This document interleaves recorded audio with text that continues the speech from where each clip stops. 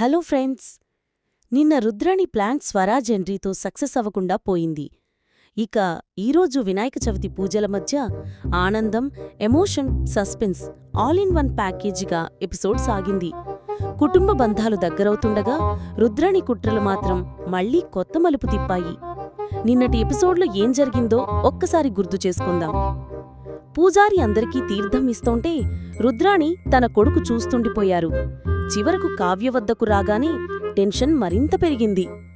అంతలోనే స్వరాజ్ వచ్చి తీర్థం నాకు అంటూ వచ్చి పూజారిని తాకాడు. దాంతో తీర్థమంతా కింద పడిపోయింది. దాంతో రుద్రాణి తన ప్లాన్ పాడయ్యిందని కోపంతో ఊగిపోయింది. స్వరాజ్పై అరిస్తే, రేవతి నానమ్మ ఆపు, ఇంటికి వచ్చిన అతిథులపై అరుస్తావా, సారీ చెప్పు అంటూ ఆర్డర్ వేసింది. వీడు నా ఫ్రెండ్, వీడిని ఎవ్వరు ఏమీ అనడానికి వీల్లేదంటూ అపర్ణ తేల్చేసింది. ఈ రుబ్బురోలుకు సరిగ్గా ఉండమని చెప్పండి అని స్వరాజ్ సెటైర్లు వేస్తాడు. నాకే పేర్లు పెడతావా, చిన్నా పెద్ద లేదా అంటూ రుద్రాణి ఫైర్ అయ్యింది. దాంతో ఏంటి రుద్రాణి, చిన్నపిల్లాడితో కూడా మాట పడతావా అని కనకమంది. అయితే ఎలాంటి విఘ్నాన్ని ఆపడానికి స్వరాజ్ చేతి ఈ పని చేయించి ఉంటాడో అని సీతారామయ్య అన్నాడు. పూజ ముగిసిన తర్వాత పూజాడితో పాటు అందరికీ భోజనాలు ఏర్పాటు చేసే పనిలో కావ్యపడింది. తీర్థంలో విషం ప్లాన్ అట్టర్ ఫ్లాప్ అవటంతో రుద్రాణి, రాహుళ్ళు బాగా డిసప్పాయింట్ అయ్యారు. ఒక ప్లాన్ ఫెయిల్ అయితే మరోసారి గట్టిగా ప్రయత్నించాలి అని టైం చెప్పింది. ఇదంతా గత ఎపిసోడ్లో జరిగింది. ఇక ఈరోజు ఎపిసోడ్లో ఏం జరిగిందో తెలుసుకుందాం. వినాయక చవితి పూజ ముగిసిన తర్వాత వంటపని చేస్తుంది కావ్య. భార్యతో సరసాలు వాడుతూ ఇందిరకు దొరికిపోతారు కావ్యరాజ్. ఇలా మీ ఇద్దరినీ చూడాలని ఎన్నాళ్లుగానో కలలు కన్నానని, ఏదో ఒక సమస్య వచ్చి మీ ఇద్దరినీ దూరంగా నెట్టేసేదని చెబుతుంది ఇందిర. పెళ్ళయి ఇంట్లో అడుగుపెట్టాక రేపు ఏం జరుగుతుందోనన్న భయం లేకుండా ఉన్నది ఇప్పుడేనని చెబుతుంది కావ్య. జీవితం ఎప్పుడూ ఇలాగే ఉంటే ఎంత బావుంటుందోనని అంటుంది. ఆ రుద్రాణి గారి దిష్టి మా మీద పడకుండా ఉంటే మేము హాయిగా ఉండొచ్చు అని చెబుతుంది కావ్య. చిన్నపిల్లలు ఆడుకునే వీడియోలు చూస్తూ నవ్వుకుంటుంది కావ్య. ఇంకో 9 నెలలు పూర్తయితే నీ కడుపులోని పిల్లాడు కూడా బయటికి వస్తాడు కదా, అప్పుడా వాడి అల్లరితో ఏడిపిస్తాడు అని చెబుతుంది ఇందిర. నాక్కూడా చాలా ఆశగా ఉందని, వాడు నా కడుపులో నుంచి బయటికి వచ్చి నన్ను అమ్మా అని పిలిస్తే నాకు వినాలి అని అంటుంది కావ్య. ఈ మాటలు విన్న అప్పు బాధపడుతుంది.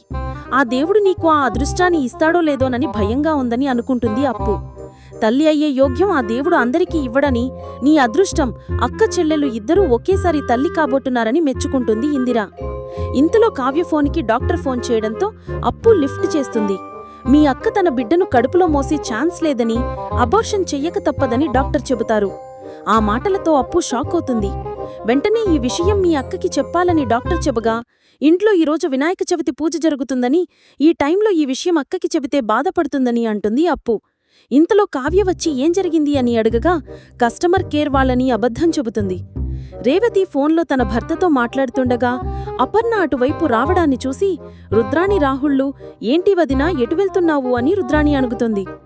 అందరం భోజనాలు చెయ్యాలి కదా, అరిటాకులు కట్ చేసి తీసుకెళ్దామని వచ్చాను అని చెబుతుంది అపర్ణ. ముసుగు మనిషి రేవతిని గుర్తించిన రుద్రాణి షాక్ అవుతుంది.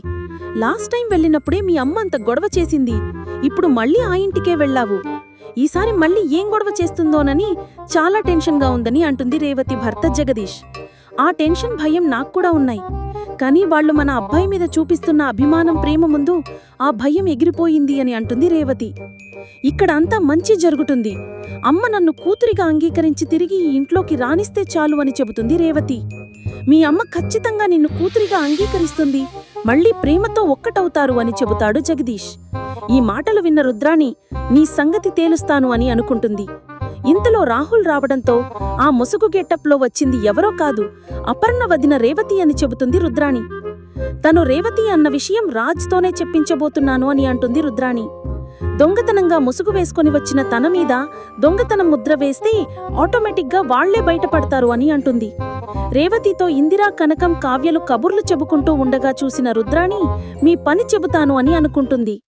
రుద్రాణి కావ్య గదిలోకి వెళ్లి బీరువాలో ఉన్న నక్లెస్లో తీసుకుంటుంది.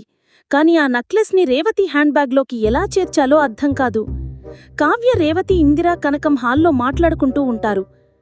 అంతలో రేవతి కొడుకు ఆకలేస్తోంది అమ్మ అన్నం పెట్టు అని రేవతిని అడుగుతాడు. అంతలో కనకం పూజ ఇప్పుడే పూర్తయింది కదా, ఒక్క 5 నిమిషాలాగు, అందరం కలిసి తిందామని అంటుంది కనకం. అంతసేపు నేను ఆగలేను, తినడానికి చాక్లెట్ అయినా ఇవ్వండి అని అడుగుతాడు స్వరాజ్. పైన గదిలో హ్యాండ్ బ్యాగ్లో చాక్లెట్ ఉంది, తీసుకొని తిను అని చెబుతుంది రేవతి. అప్పుడు స్వరాజ్ పైన గదిలోని హ్యాండ్ బ్యాగ్ నుంచి చాక్లెట్ తీసుకొని వస్తూ ఉంటే వెనుకాలే రుద్రాణి ఉంటుంది. స్వరాజ్కి అనుమానం వచ్చి కిందకి వెళ్లి రేవతిని కనకాన్ని పిలుచుకొని వస్తాడు. అంతలో ఇక రుద్రాణి ప్లాన్ ప్రకారం కావ్య కొత్త నెక్లెస్ను రేవతి హ్యాండ్ బ్యాగ్లోకి వేస్తుంది. ఇప్పుడు ఉంటుంది నీకు అని రేవతి గురించి అనుకుంటున్నప్పుడే రేవతి కొడుకు స్వరాజ్, కనకం అందరూ ఆ రూంలోకి వస్తారు. వాళ్లను చూసిన రుద్రాణి కంగారు పడుతుంది. వాళ్లు కూడా ఎందుకు వచ్చారు అని అడిగితే పని ఉండి వచ్చాను అని చెబుతుంది. కాని స్వరాజ్ మాత్రం చాకోలెట్స్ కొట్టేయడానికి వచ్చింది, నేను బ్యాగ్ చెక్ చేస్తా అంటే రుద్రాణి ఒప్పుకోదు, అవసరం లేదు అంటుంది. మరోవైపు భోజనానికి రెడీ అయినప్పుడు ధాన్యలక్ష్మి వచ్చి నీ నెక్లెస్ ఏమయ్యింది అని అడుగుతుంది. ఆ నెక్లెస్ లేదేమో, అందుకే వేసుకున్నట్టుగా ఉంది అని రుద్రాణి అంటుంది. మళ్లీ గొడవ పెట్టడానికి ప్రయత్నించకండి అని రుద్రాణిపై కసురుకుంటూ ఇప్పుడే నెక్లెస్ వేసుకుని వస్తాను అంటూ గదిలోనికి వెళ్తుంది. ఇప్పుడు ఉంటుంది సీన్ అని రుద్రాణి అనుకుంటుంది. ఇదంతా ఈరోజు ఎపిసోడ్లో చూశాం, కాని నిజమైన షాక్ ఇంకా ముందుంది. రుద్రాణి గేమ్ ప్లాన్లో రేవతి అసలు రూపం బయటపడుతుంది. అప్పుడు ఆ ఇంట్లో ఏం జరుగుతుందో, ఎవరెవరు షాక్ అవుతారో చూడాలి. మరి తర్వాతి ఎపిసోడ్లో కలుద్దాం. అప్పటి వరకు సస్పెన్స్ మజిలీ మీకే వదిలేస్తున్నాం.